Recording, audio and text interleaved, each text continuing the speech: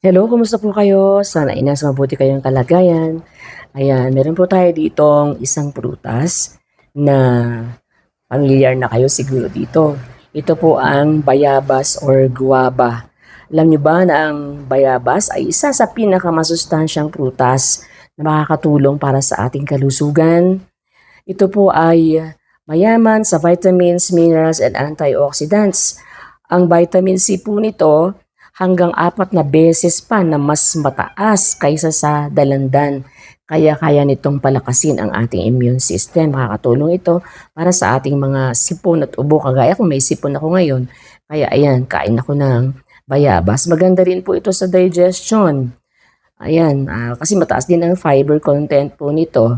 Nakakatulong din po pala ito magpababa ng blood pressure at saka cholesterol at pinabawasan yung panganib na magkaroon tayo ng sakit sa puso. Yan, kaya kumain po tayo ng bayabas. Maganda po ito sa katawan natin.